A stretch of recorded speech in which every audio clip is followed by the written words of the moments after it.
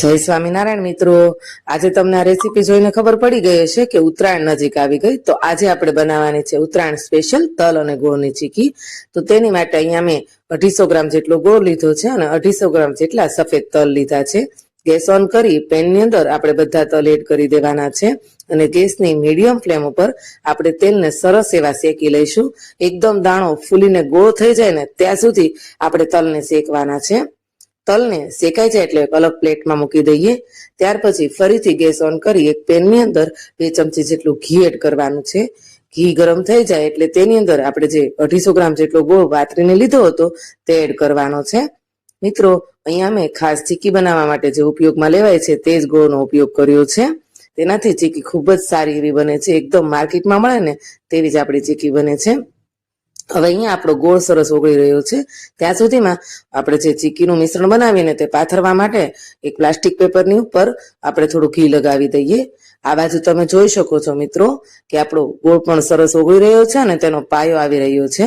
તો હવે મિત્રો, ચીકી બનાવતી વખતે જે મેઇન વસ્તુનું ધ્યાન રાખવાનું હોય છે તે જાણી લઈએ.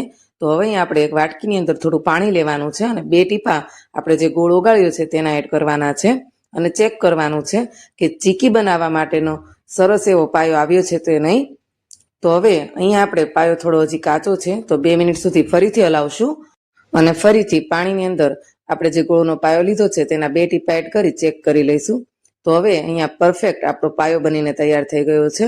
તો જે આપણે શેકેલા તલ છે તે ગોળની અંદર એડ કરી દેવાના છે અને ઝટપટ ફટાફટ આ બંને વસ્તુને મિક્સ કરી અને જે આપણે પ્લાસ્ટિક પેપર ઘી લગાવીને તૈયાર કર્યું હતું તેની ઉપર આ બંનેનું મિશ્રણ એડ કરી દેવાનું છે. એને પ્લાસ્ટિક પેપર ઉપર પાછું ફોલ્ડ કરી હાથની મદદથી આનો ગોળ એવો રોટલો બનાવી લેવાનો છે.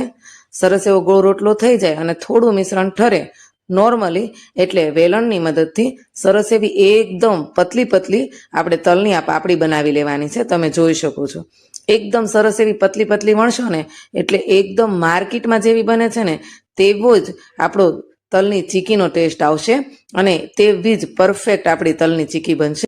અને રોટલો આપણો જે તલની ચીકીનો રોટલો એકદમ સરસ એવો પતલો પતલો વણાઈ જાય એટલે થોડું મિશ્રણ ગરમ હોય ને ત્યારે જ તેમાં આપણે કટ પાડી દેવાના છે, જેથી કરીને આપણે જેવો આકાર જોઈતો હોય ને ચીકીનો તેવો આપણને મળી રહે. તો છે ને એકદમ ઝટપટ ફટાફટ બની જાય ને તેવી રેસીપી. તો ઉત્તરાયણમાં તલની ચીકી ઘરે જરૂરથી બનાવજો અને આ રેસીપીનો ફૂલ વિડીયો મેં ડિસ્ક્રિપ્શન બોક્સમાં મૂકી દીધો છે તો જરૂરથી જોઈ લેજો. અને જો મારી તમને આ રેસીપી ગમી હોય ને તો આપણી યુટ્યુબ ચેનલ શ્રી હેલ્ધી ફૂડને લાઇક, શેર અને સબસ્ક્રાઇબ કરવાનું ભૂલતા નહીં. ફરી મળીએ આવા ને આવા નવા વિડીયો